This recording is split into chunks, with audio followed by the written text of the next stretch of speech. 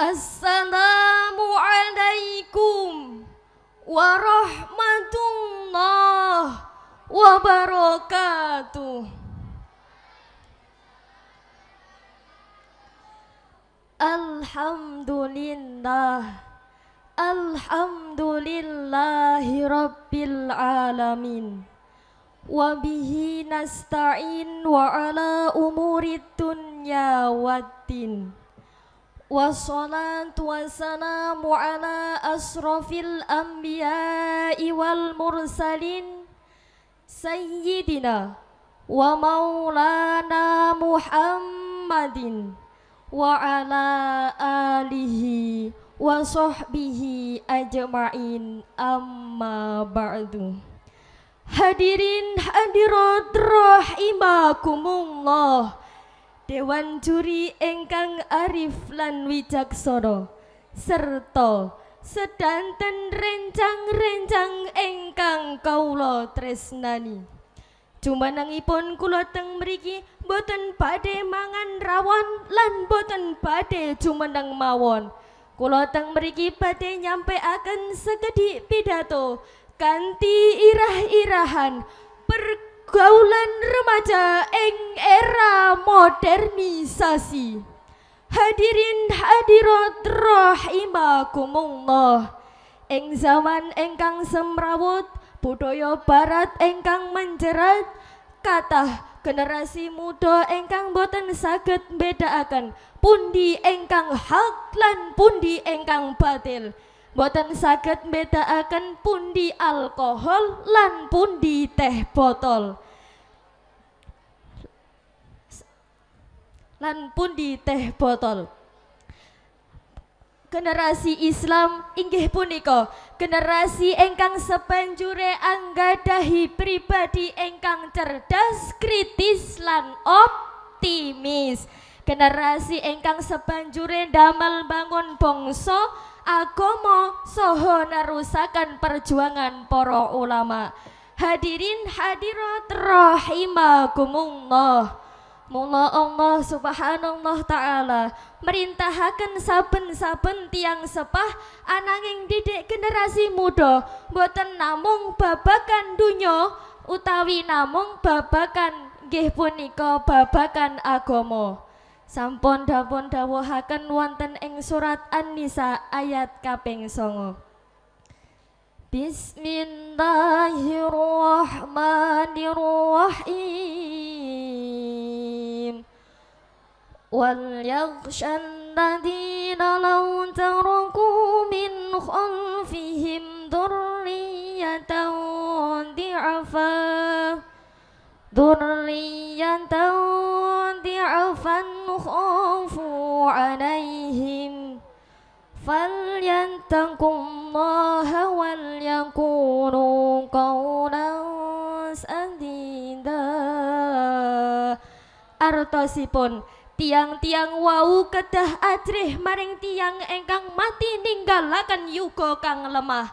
Mula ajriha maring Allah karanten tembungaken tembang engkang bener.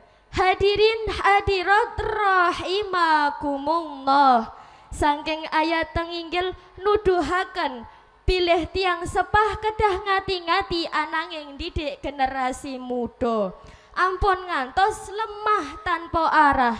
Contoh kelemahanipun napa hadirin? Napa mbak?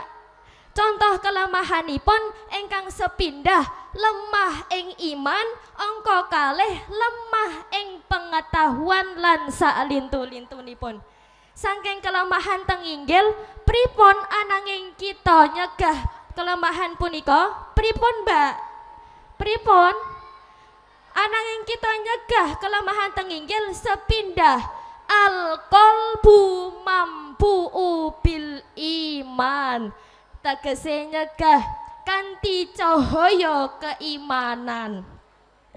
Amargi kanthi iman engkang kuat, generasi Islam boten mungkin kejerat ing perkembangan zaman kang kuat. Senajan zaman engkang owah, generasi Islam boten goyah. Senajan arus teknologi, generasi Islam boten goyah jati diri. Leres Mbak? Leres?